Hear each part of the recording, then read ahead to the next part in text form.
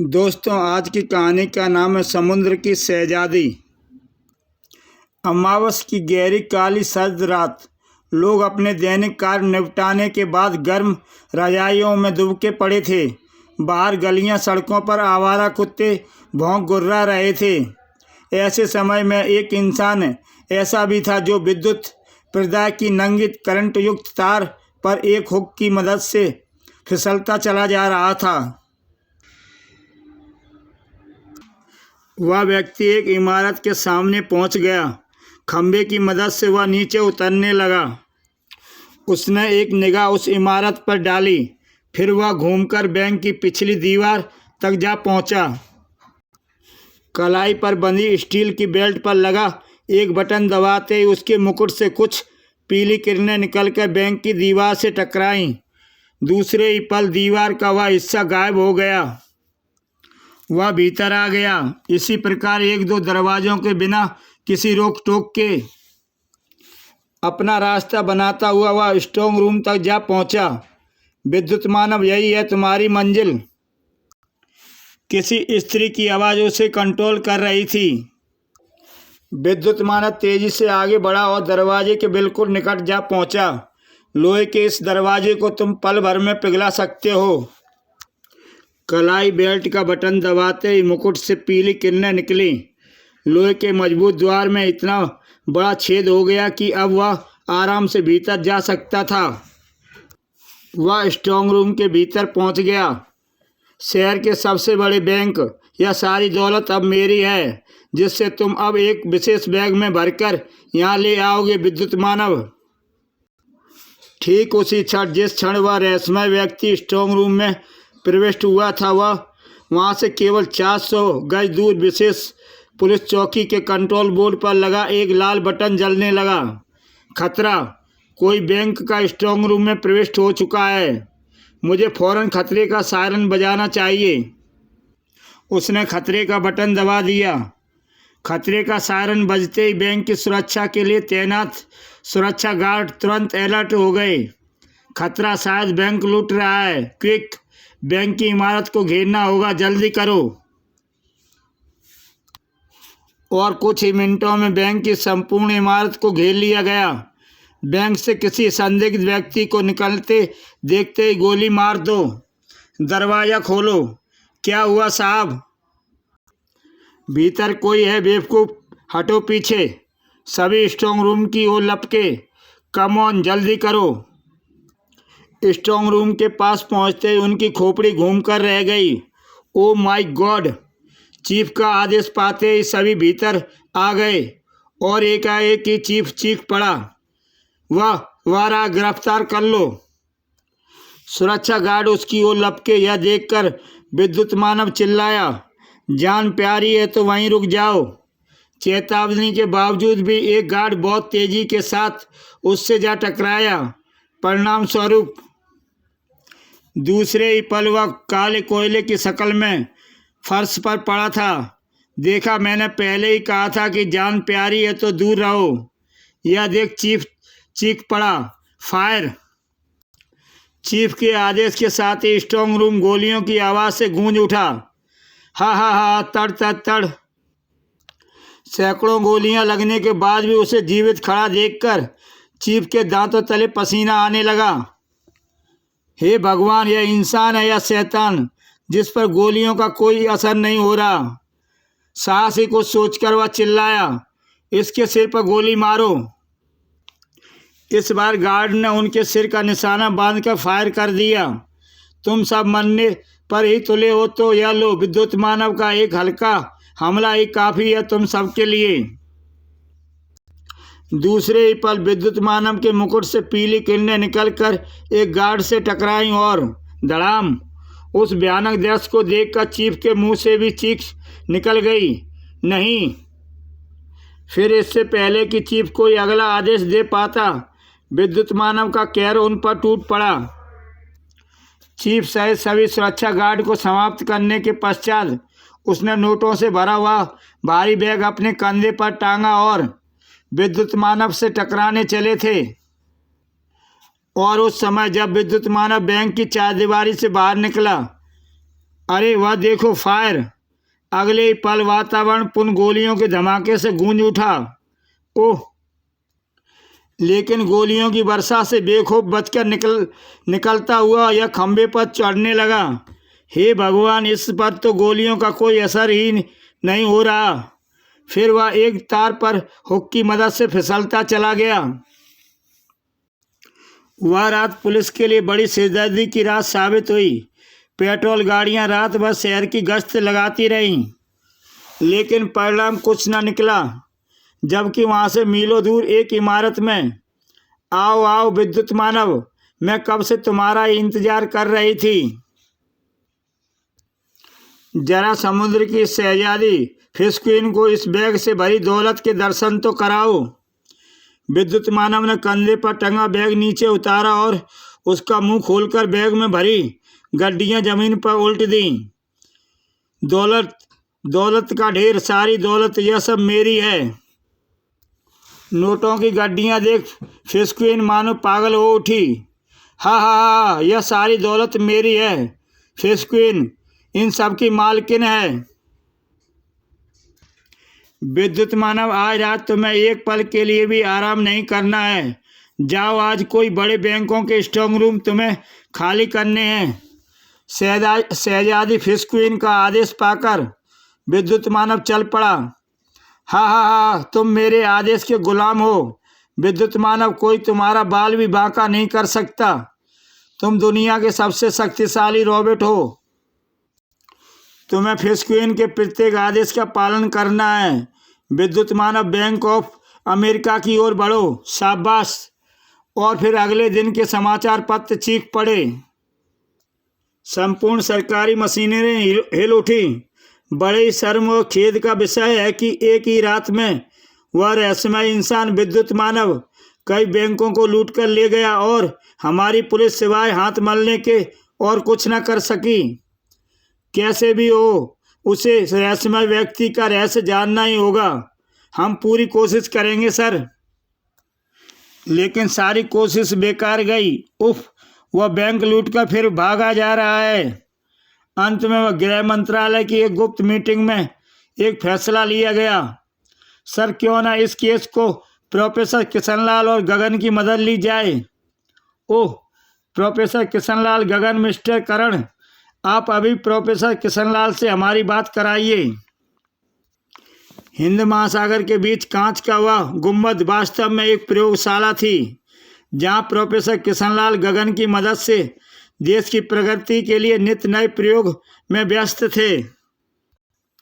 जिस समय प्रोफेसर किशनलाल और गगन को विद्युत मानव का विषय में सूचना मिली, वे एक विशेष किस्म के पोशाक का परीक्षण ही करने जा रहे थे।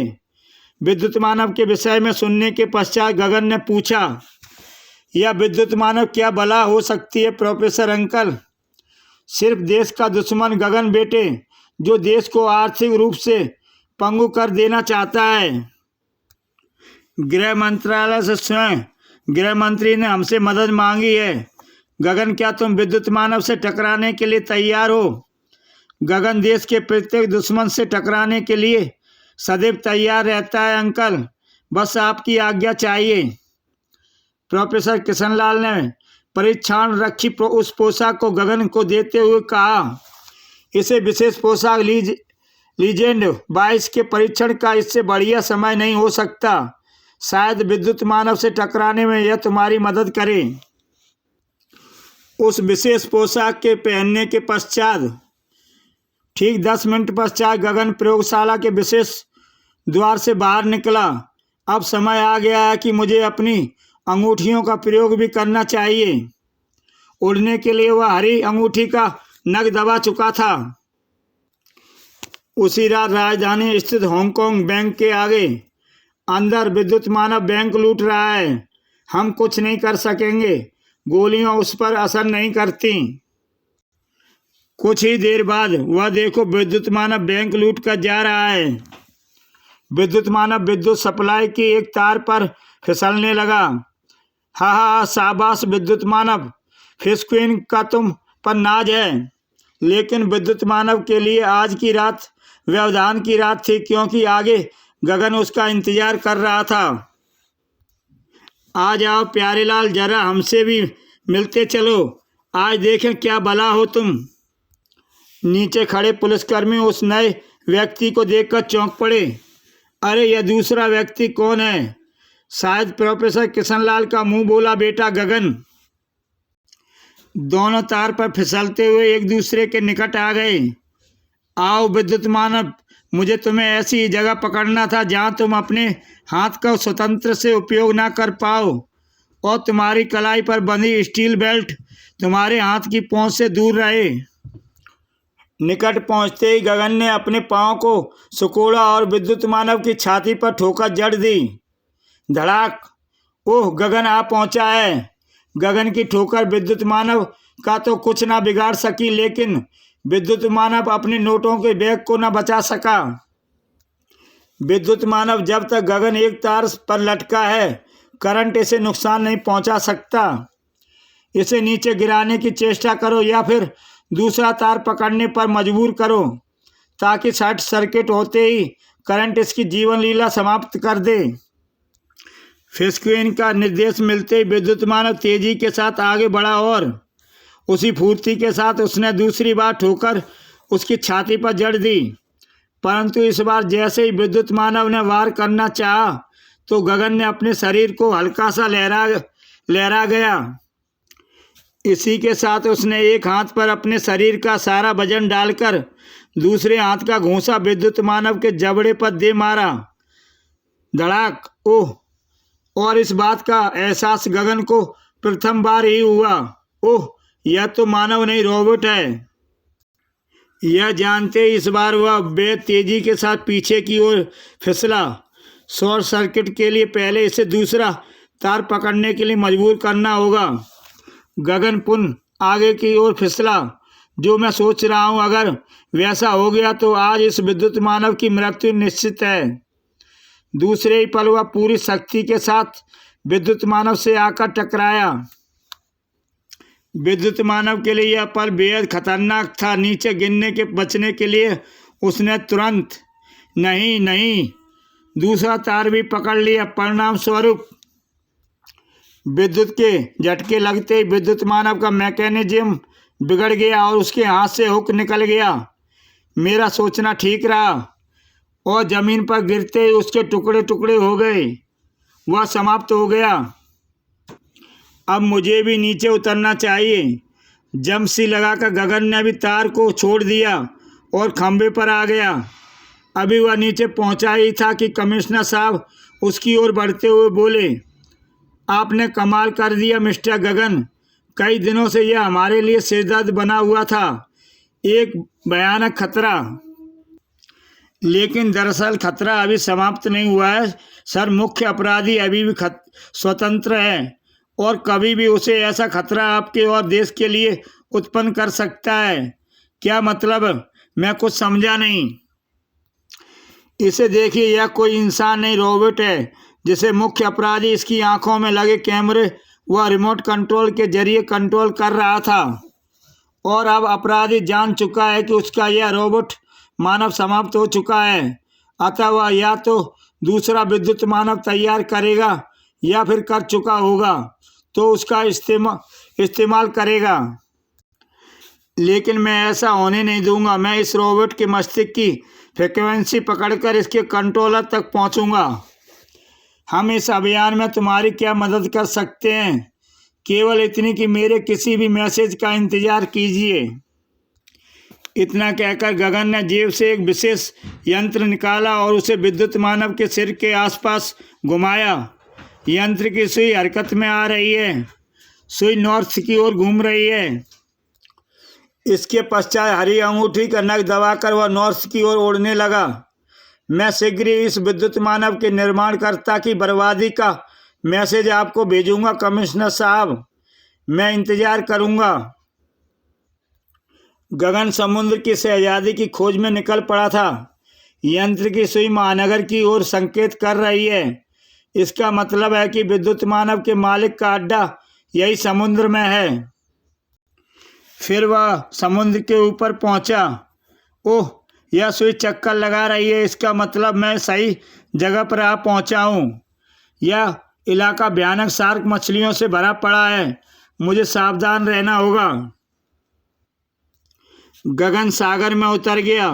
छिपने के लिए अच्छा स्थान ढूंढा है, लेकिन शायद उसे मालूम नहीं कि गगन देश के दुश्मनों को पाताल से भी खोज निकालता है। अज्ञात समुद्र की शहजादी की खोज में वह समुद्र के काफी भीतर तक आ गया। यंत्र के अनुसार अड्डा कहीं पास ही होना चाहिए। अभी वह अड्डा तलाश ही कर रहा था कि अचानक ओह मेरा पैर, और अपने पीछे उस भयानक दृश्य को देखकर वह उछल पड़ा। शार्क से बचने के लिए उसने तुरंत एक कलाबाजी ली और दूसरे पांव की ठोकर शार्क के जबड़े पर दे मारी। शार्क ने तुरंत उसका पांव छोड़ दिया। जूते के अग्रभाग पर लगे ब्लेड ने इसे मेरे पांव को छोड़ने पर मजबूर किया है, लेकिन अब यह और भयानक ढंग से मुझ पर आक्रमण करेगी। इसलिए उसने तुरंत एक खंजर निकाल लिया। घायल होने के पश्चात शार्क क्रोधित हो उस पर झपटी। कहीं इसके दूसरे साथी भी यहाँ आ गए तो मुसीबत हो जाएगी, इससे जल्दी छुटकारा पाना होगा। फिर जैसे ही शार्क ने उस पर आक्रमण किया, गगन ने हाथ में पकड़ा खंजर पूरी शक्ति लगाकर शार्क की एक आंख में घुसेड़ दिया। खचाक! इसे समाप्त तो करना ही होगा, क्योंकि अंधी होने के बाद भी ये इंसानी खून की पहचान वो पहचानती है। अगले ही पल खंजर उसने शार्क के पेट में घोंप दिया। हाथ को हल्का सा झटकने से ही शार्क का पेट चीरता चला गया। हो गया इसका काम। तो अभी वह शार्क को समाप्त करके पलटा ही था कि ओ नो, मगरमच्छ! लेकिन यहाँ समुद्र में मगरमच्छ कहाँ से आ गया? यह तो झील इत्यादि में पाया जाता है। पर अभी वह संभल भी न पाया था कि मगरमच्छ ने उसे निगलना आरंभ कर दिया। ओह! गगन ने संपूर्ण शक्ति लगाकर खंजर का वार मगर के जबड़े पर किया, लेकिन ओ लोहे का मगरमच्छ, मशीनी मगरमच्छ उसे लेकर चल पड़ा। यह अवश्य विद्युत मानव का निर्माणकर्ता की ही कोई चाल है। तो क्या मैं उसकी चाल में फंस गया हूँ?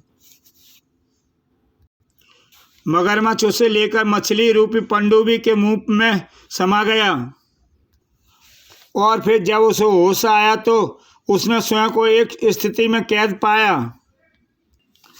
देख लो प्रोफेसर किशनलाल के होनहार मुंह बोले पुत्र गगन, तुम मेरी तलाश में निकले थे, लेकिन मुझे ना पा सके और मैंने तुम्हें कितनी आसानी से पा लिया। लेकिन अब तुम्हारी तलाश में जो निकलेगा उसे तुम्हारी लाश भी नजर नहीं आएगी, क्योंकि उसे ये खतरनाक पिनारा मछलियां खा चुकी होंगी। नीचे की ओर नज़र घुमाकर देखो गगन, कुछ ही देर में तुम्हारे और मछलियों के बीच बना ये कांच का फर्श हट जाएगा, और फिर ओह, यह तो वास्तव में खतरनाक पिनारा जाति की मछलियां हैं, जो पल भर में ही इंसान को नोच डालती हैं। लेकिन शीघ्र ही वह संभल कर बोला, सूरत शकल से जितनी खूबसूरत हो, विचार उतने ही बदसूरत हैं। आखिर तुम हो कौन? हा हा हा, ये दुनिया मुझे फिश क्वीन के नाम से जानती है। गगन, बहुत जल्द मैं पूरे विश्व की सामग्री बन जाऊंगी। मैं सारी दुनिया के लिए बहुत बड़ी शिद्दत बनकर पैदा हुई हूँ गगन, और नमूना तुम विद्युत मानव के रूप में देख ही चुके हो। मैं पूरे विश्व में अपने नाम का डंका बजवा कर रहूँगी। दुनिया में तुम्हारे नाम का डंका बजे ना बजे, लेकिन मैं जरूर इस पनडुब्बी में तुम्हारा डंका बजाने आया हूँ। हाँ हाँ हाँ, पहले इस भयानक मौत से तो बच लो। गगन का मस्तिष्क तेजी के साथ चलने लगा। शीघ्र ही कुछ करना होगा, अन्यथा आज मेरी खैर नहीं। अपने भगवान को अपने अंतिम समय में याद कर लो गगन। मैं कांच का ये फर्श हटाने जा रही हूँ। ओह! फिर इससे पूर्व की शहजादी रिमोट का बटन दबा पाती, गगन को प्रोफेसर द्वारा तैयार कर दी गई पोशाक का स्मरण हो आया। ओह, इस पोशाक को तो मैं भूल ही गया था। मछलियाँ दीवार पर तो चढ़ नहीं सकेंगी, क्योंकि ना मैं छिपकली के समान छत पर उल्टा लटक जाऊं। और फिर एक झटके के साथ वह छत की ओर उछल गया। ठीक इसी क्षण शहजादी बटन दबाकर शीशे का फर्श हटा चुकी थी। यह देख शहजादी आश्चर्य में पड़ गई। यह क्या, गगन तो छत से चिपक गया, जबकि मछलियां उसे अपना भोजन बनाने के लिए बेचैन हैं। उधर गगन का मस्तिष्क भी तेजी के साथ चल रहा था। अगर हरी अंगूठी का नख दबाकर मैं शीशे को इस गेंद सहित उड़ने की चेष्टा करूं तो। हरा नख दबाते ही गगन गेंद सहित ऊपर उठने लगा। मेरा सोचना ठीक निकला। अब शीशे के इस गेंद को फर्श से टकराना बाकी है। फिर शीशे की गेंद एक झटके के साथ फर्श से आ टकराई और तेज आवाज के साथ चकनाचूर हो गई। खनाक! ओह! जल बिन मछली फर्श पर बुरी तरह से तड़पने लगी। कुछ देर पूर्व मेरी मौत बनने जा रही है खतरनाक मछलियां अब अपनी मौत का इंतजार कर रही हैं। अचानक गगन की निगाह केबिन से निकलकर शहजादी फिस्क्वीन पर पड़ी। ओह! फरार होने की चेष्टा कर रही है, लेकिन अब तू गगन के हाथों बच नहीं सकेगी फिस्क्वीन। दूसरे ही पल वह हवा में उछला और जंजीर पर लटकता हुआ फिस्क्वीन के ठीक सामने पहुंचकर उसे जंजीर छोड़ दी। ओह! फिस्क्वीन की ओर लपका। समुद्र की शहजादी फिस्क्वीन, अगर तुम स्त्री ना होती तो मैं तुम पर वार करने से ना चूकता। अब तुम्हारी भलाई इसी में है कि तुम स्वयं को मेरे हवाले कर दो। तभी शहजादी फिस्क्वीन ने फुर्ती के साथ एक अजीब सा हथियार निकाल लिया और गगन पर फायर कर दिया। अब तुम नहीं बचोगे गगन, मेरा यह हथियार तुम्हारी मौत बन जाएगा। गगन ने विद्युत की फुर्ती के साथ वह स्थान छोड़ दिया। अगले ही पल बड़ाम! शहजादी फिस्क्वीन ने दूसरा फायर झोंक दिया। ओह! लेकिन इस बार उछलने के साथ ही उसने शहजादी फिस्क्वीन की ओर छलांग लगा दी और अपने पांव को कैंची के रूप में फिस्क्वीन की गर्दन में फंसाकर एक तीव्र झटका दिया और स्वयं को डैशबोर्ड के निकट पाकर शहजादी फिस्क्वीन भयानक भाव से ठाका लगाकर हंस पड़ी। कहीं यह पागल तो नहीं हो गई? अगले ही पल शहजादी फिस्क्वीन भयानक ढंग से गुर्राई। तुम्हें समाप्त करने का यही एक रास्ता है गगन। अब तुम इस पनडुब्बी के साथ ही जल कर मरोगे। मैं अपना अड्डा कहीं और बनाऊंगी जहां तुम स्वप्न में भी नहीं पहुंच सकोगे। उसने तुरंत एक लीवर दबा दिया। हाँ, इस बार लीवर के एक बार दबाने के बाद तबाही को अब कोई नहीं रोक सकता। अब ना यह पनडुब्बी बचेगी और ना तुम। अगले ही पल उसने चीते के समान एक उछाल भरी और दरवाजे के पार निकलकर दीवार पर लगा एक बटन तुरंत दबा दिया। क्लिक! ओह! दरवाज़ा एक झटके के बंद हो गया। हाँ, अब तुम ये दरवाज़ा तोड़ पाओगे पनडुब्बी एक धमाके के साथ फट चुकी होगी और तुम्हारी जल समाधि बन चुकी होगी। नहीं!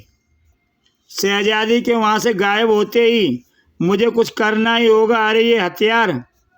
उसने फिस्क्वीन का वह अजीब सा हथियार उठाया और धड़ाम! वह अभी ज़्यादा दूर नहीं जा पाई होगी। मुझे इस पनडुब्बी से तुरंत निकलना होगा। अभी वह गैलरी के अंतिम छोर पर ही पहुंचा था कि तभी भीतर पानी आते देख वह चौंका। ओह! समुद्र की शहजादी उधर से निकल रही होगी। रास्ता खुलने पर ही पानी अंदर आ रहा है। शीघ्र ही उसने वह जगह दिखाई दे गई जहां से पानी भीतर आ रहा था। यही है पनडुब्बी से बाहर निकलने का रास्ता। फिर उसके पनडुब्बी से निकलते ही एक तीव्र धमाके के साथ पनडुब्बी के चिथड़े उड़ गए। वो बाल बचा। उसके बाद उसने समुद्र की शहजादी फिस्क्वीन को ढूंढने की बहुत चेष्टा की, मगर उसे कहीं दिखाई न पड़ी। तो आखिर वह फरार होने में कामयाब हो गई। अंत गगन निराश होकर वापस प्रयोगशाला की ओर उड़ चला। अगर वह मेरे हाथ आ जाती तो उससे मालूम करता कि वह कौन है, कहाँ से आई है और अपराधी क्यों बनी। खैर अब शायद यह सब उससे अगली मुलाकात में ही मालूम हो सकेगा। शायद वह अगली मुलाकात और भयानक हो। इसी के साथ दोस्तों ये कहानी समाप्त होती है। जय हिंद।